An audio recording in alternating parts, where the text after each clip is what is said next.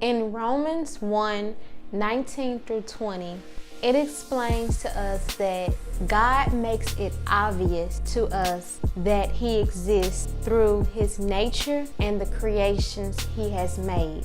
For instance, some of these amazing animal facts. A shrimp's heart is located in his head. What? A shark cannot swim backwards. Bro, I'm out, man. That nigga's tripping. A parrot can repeat the same thing a human says. A cheetah can run up to 70 miles per hour. Those amazing facts are just a small portion of why we don't have an excuse to not believe that there is a God. For example, a driver that is in a rush passes a stop sign. As the police officer prepares to give him a ticket, he constantly argues and says, "I didn't see the sign." But the sign was in clear view, in plain sight. It is the driver's responsibility to acknowledge the sign and stop. That is the same way about the creations God has placed here on earth for us. They are in plain sight, plain view for us. But it is up to us to acknowledge it. Overall, that is why we have no excuse on that.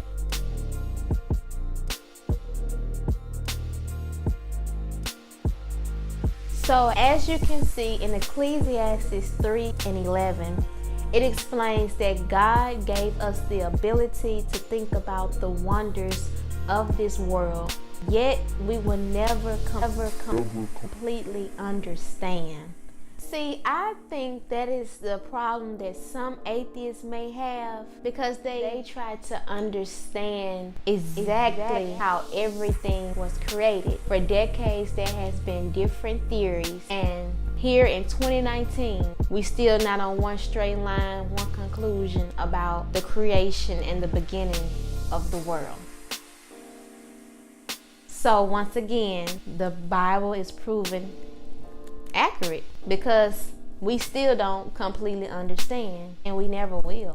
And also about what God placed inside of us, that also goes along with the feeling of right and wrong. Whether you believe there is a God or not, you know that some things are right, some things are wrong. Whether this person is an atheist or a believer, they will both feel that murder is wrong. Stealing is wrong.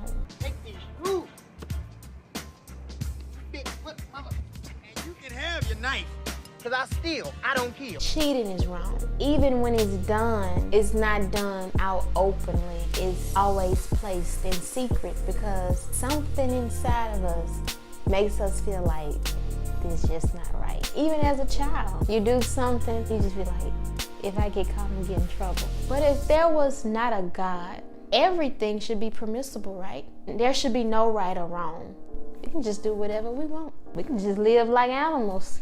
Animals don't have a sense of right and wrong. A dog will go and get on any female dog because they're in heat. But as humans, whether some people do it or not, we know it's not right to be messing with. That's another subject. Animal hungry, whatever it sees, gonna kill it and eat it. And some of them steal the other animals' food. As humans, we don't just go out here killing and taking from people. Well, if they are, they're probably in jail or on America's Most Wanted. Bruh. 6.5 hours later. 12 o'clock midnight. So, back to a scripture that I stated earlier about how we are made in God's image. That is why we are held to a higher standard. Animals are not made in God's image. We are. So, you have Big Bang Theory, Genesis 1:1.